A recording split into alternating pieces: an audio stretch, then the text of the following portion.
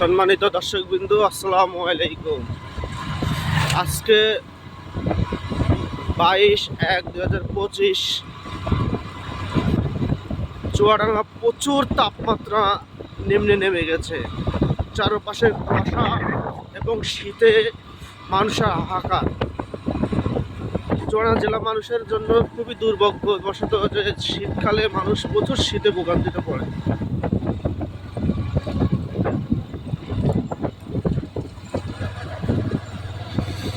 রাস্তা ফুল ভিজে গেছে কুয়াশায় এবং এত পরিমাণ শীত যেটা বাইক ড্রাইভ করতে অনেক কষ্ট হয়। মনে হচ্ছে তুষারপাতের দেশে আছি।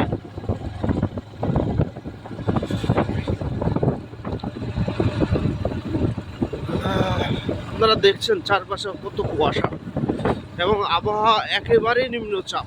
আজকে মনে হয় না রোদ উঠবে। এই জনজীবনে তাও মানুষ ছুটে চলে তার দৈনন্দিন কাজের জন্য, এবং নিম্ন আয়বর্তী মানুষগুলো কাজ না করলে তাদের পেটের ভাত হবে না। মানুষ একান্তই নিরন্ন এই শীতের আবহাওয়ার দিনে। চুয়াডাঙ্গা জেলাবাসীর জন্য শীতের অত্যন্ত দিনগুলো অনেক উচ্চমানের।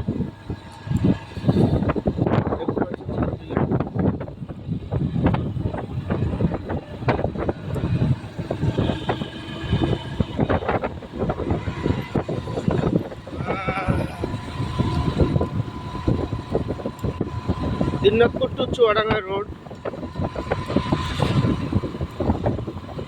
আপনারা যদি এই রোডে কেউ আসেন, দেখবেন অত্যন্ত কুয়াশা সহ সকল গ্রামের অঞ্চলের মানুষের জন্য অনেক দুর্ভাগ্যজনক।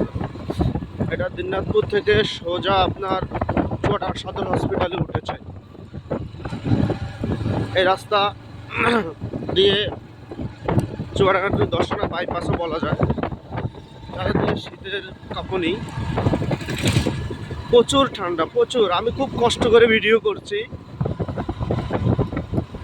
সামনে এত কুয়াশা যেটা আমি দেখতে পাচ্ছি না, গাড়ি চালাতে অনেক সমস্যা হচ্ছে।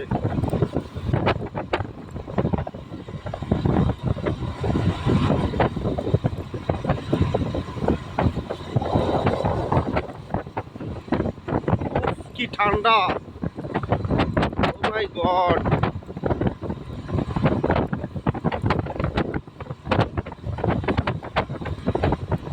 শীতের মধ্যেও খেলা চলছে, দেখতে পাচ্ছেন ক্রিকেট খেলছে অনেকে।